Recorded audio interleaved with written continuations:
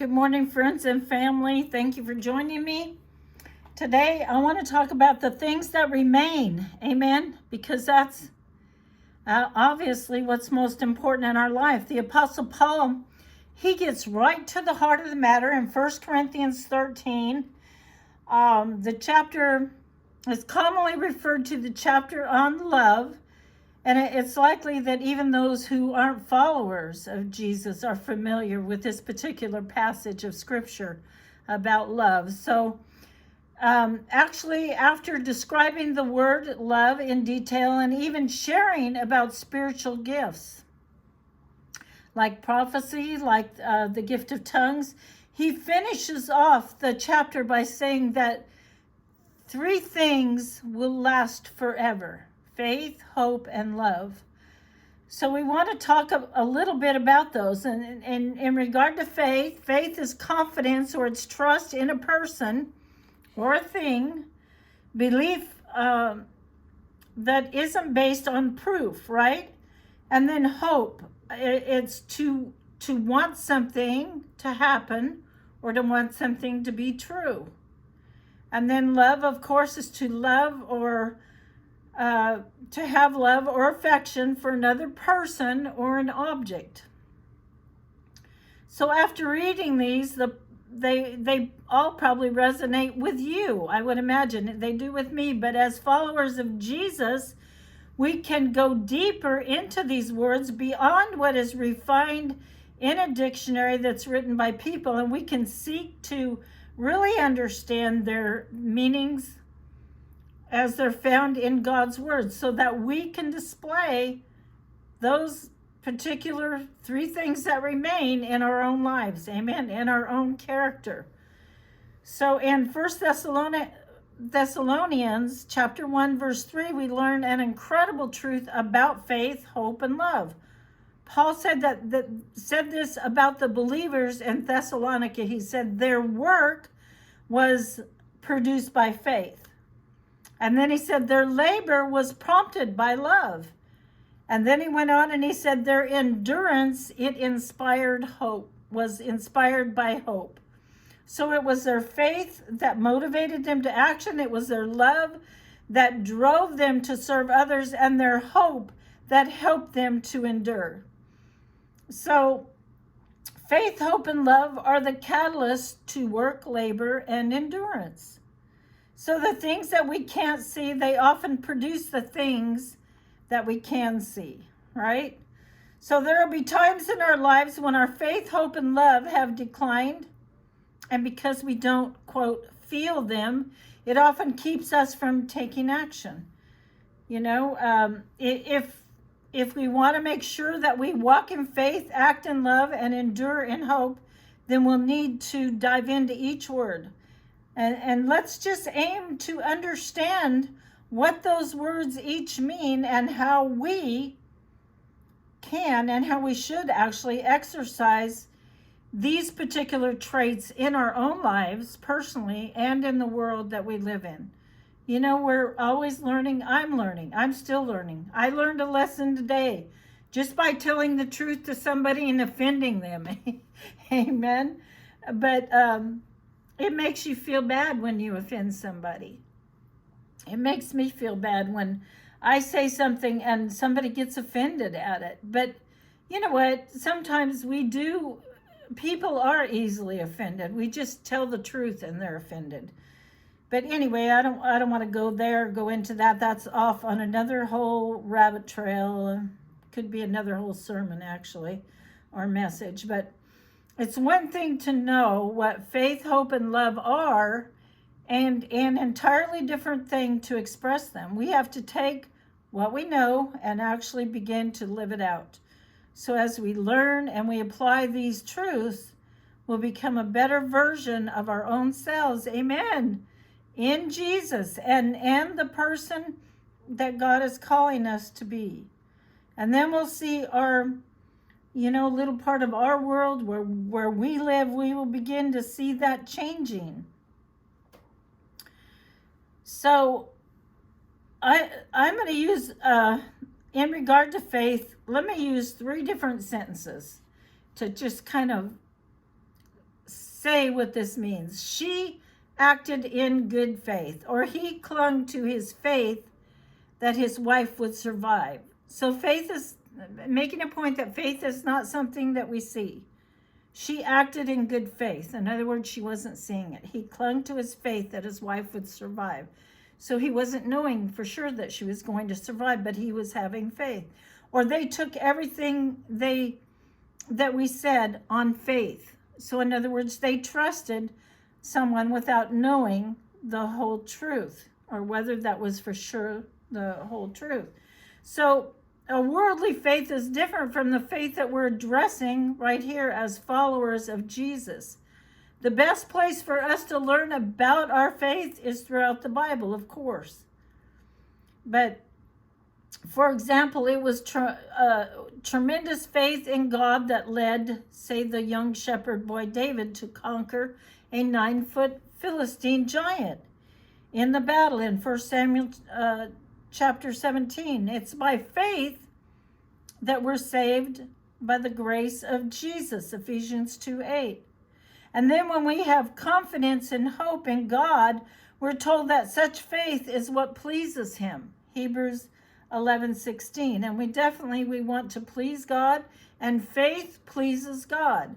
We all have faith in something. The question is, in what? Do we place our faith, say, in our spouse? Do we trust in our employer to provide for us? Do we rely on ourselves and our own abilities? We place our faith in our God who loves us, because there will be a day when any one or all of these earthly options could fail us. Amen?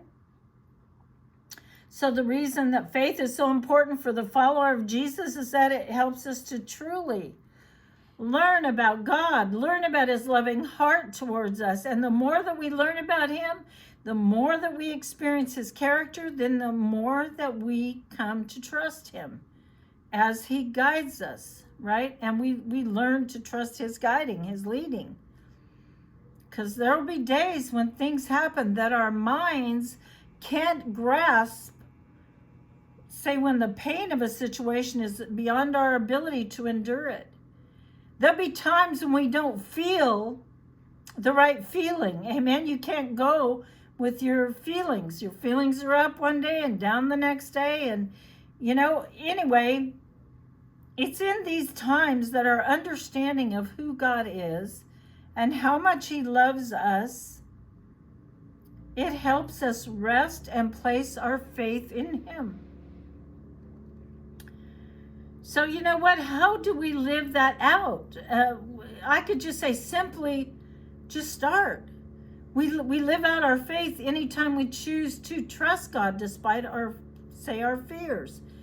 When we use our spiritual gifts to impact others. When we love others well by pointing the way to our loving Savior. Just to name a few things. And then over time, we'll see our faith increase. And then just like our physical bodies grow, our spiritual bodies grow too. Our spiritual part of us doesn't have a body, but our spiritual part grows as well as our physical body grows. So this is a lifelong pursuit of Jesus and learning to trust Jesus. God knows our hearts, and he gets that living out our faith often comes with insecurity. It often comes with little fears that we have. And that's why the author of Hebrews wrote that faith is what pleases God. So what would we do in case, say, our faith just doesn't feel like we have faith? Our faith just feels low. It's like, I just don't feel that of faith in me right now. So we do what we know to do. We'll build our faith back up, right? We will fill our minds with things that encourage us and make the conscious choice to say, quote, God, I don't know how this will turn out, but I trust you. We choose. We make a choice to trust God. And then we move forward one step at a time, even if the step is a bit shaky. Before we know it, our faith is being built back up. And then in regard to hope, as we might look at it like she gave up hope. So in other words, she was not feeling any hope whatsoever. Or the team hoped they would win the game, but they hadn't won the game. They were just hoping that they would win the game. Or we hope that rain won't rain the party out. So it's hard for us to survive without hope. Because of that, we often place our hope in objects. We often place our hope in experiences. We place our hope in people, which leads to disappointment for us when our expectations are, sometimes our expectations are unrealistic. And so then they would be mismanaged. But what we should be doing is placing our hope in our God, and then we're not going to go through as much as we do when we put it in people and places and things and experiences and all that. So let's look back at what God's word holds for us when it comes to hope, because the Apostle Paul said in Romans 5:5, he said that hope doesn't put us to shame because of God's love that's been poured out on us. And then he also said in Romans 8:24, he also writes that hope that we can see is not hope. If you can see it, friends, it's not hope any longer. And then the best thing we can learn about hope is that our God authored hope. So as we learn to trust him, he fills us with so much hope that we can be overflowing with it, as it says in Romans 15, verse 13. And then hope is anticipated. And actually an expectation that God is working even if we can't see him working. It's a spiritual optimism that actually leads to building our faith. So we might say that faith and hope go hand in hand. Well, faith is the belief that God is who he says he is, and that we should trust him. Hope is the expectation that there's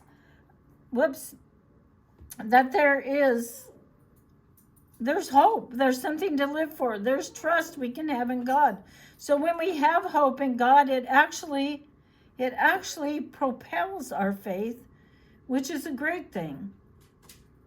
And we live it out by how? We live it out by living our lives with hope. Often comes down to knowing how to navigate our thoughts. We can become overwhelmed, and we can even come to feeling defeated in things that have little to no eternal impact.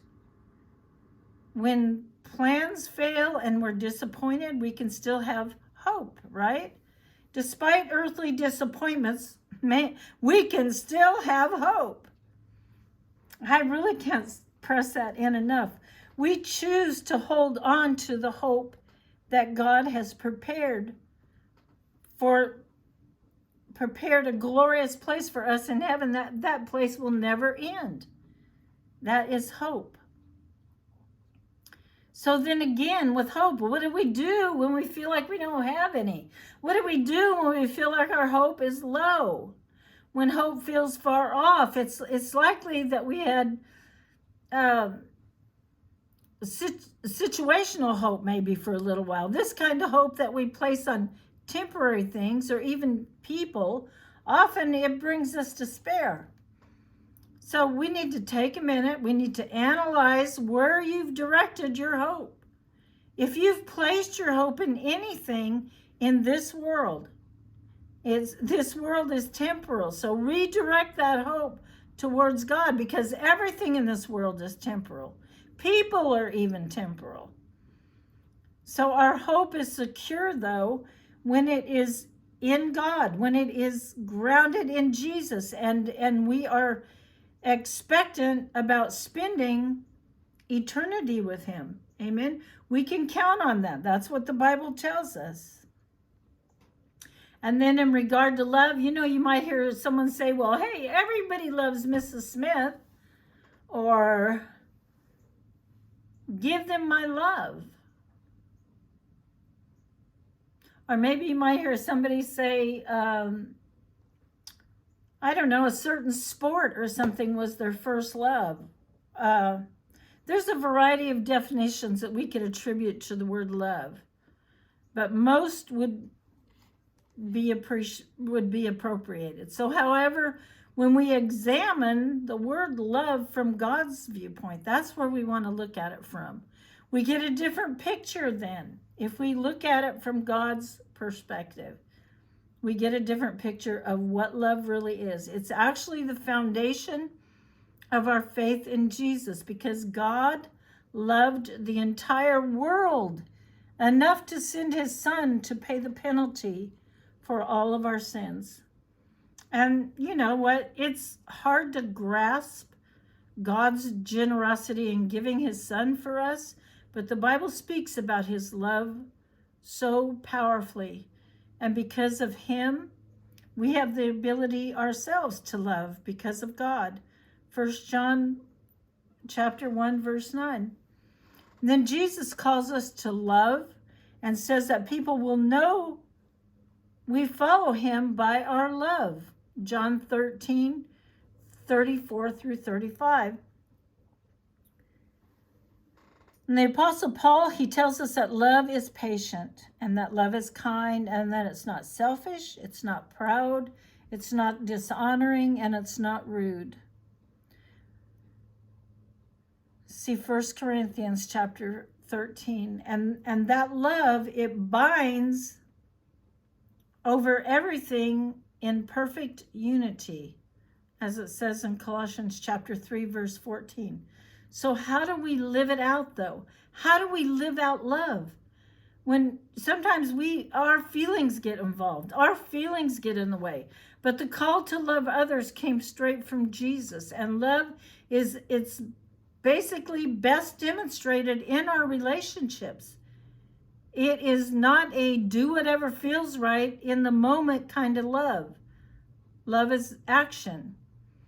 Truly loving others will actually be uncomfortable at times, you know, maybe because we're having those feelings that I don't feel loving right now. You know, I hate to put it like that, but I know that you all know what I'm talking about. When we feel loving, it's really easy to love. But truly loving others will be uncomfortable at times because it goes against our selfish human nature. But love seeks to build bridges, chooses to honor others, and also shows respect for all people, regardless of differing viewpoints and everything. Differing opinions, you still love one another. So we most beautifully represent Jesus when we love people. For it's in these selfless acts that the world will see a Savior who is actually worth following. Amen. So when our love is feeling like, you know, where is my love? I don't feel any love right now, or I feel like my love is so low, you know, like I'm not filled with love like I should be. But you know what? Sometimes it feels great to love others deeply. And then at other times we simply make the choice to act in love, even if we don't feel like it. That word feel gets in our way a lot. We have to make choices over feelings. We choose by how? By our will. I choose to love that person. I choose to do something good for her. I choose to act in love. So at times, you know, maybe you want to hurt someone with your words or your actions because your love is running low, or you're running on empty in the area of love. But now that stepping back from a toxic situation will bring better results. As you step back, you can look at the situation more closely. So I want to really encourage you in regard to feelings and choices. Make good choices. So in closing, when we feel depleted in the love category, let's remind ourselves of actually all that God has done for us. God is love. You look at people, you'll see faults, you'll see they lack in love, and you see God, and He's perfect in love. He is love. So we need to remind ourselves of all that God has done for us and walk with a grateful heart. Choosing to love will increase our love, and it will lead us to love others well. So I want to encourage you today to make your choices in regard to faith, hope, and love. Choose. Don't go by your feelings. Choose the right thing. Choose how Jesus would be. Choose how the Bible tells us to be. Don't choose selfishly. Sometimes we just have to put away our own feelings and be nice, even when we don't feel like being nice, if I could say it that way. All right, God bless you each and every one. I can't say enough times that Chuck and I pray over each and every one of you that come to this channel. And hopefully some are getting encouragement. You know, not many people do take time to make a comment. And that's okay too, because I don't have time to read a lot of comments. But I do pray with all my heart that someone is finding encouragement. And you know what? I get the whole message first, so I am getting encouragement. And I am growing through speaking to you all about the Lord. Amen.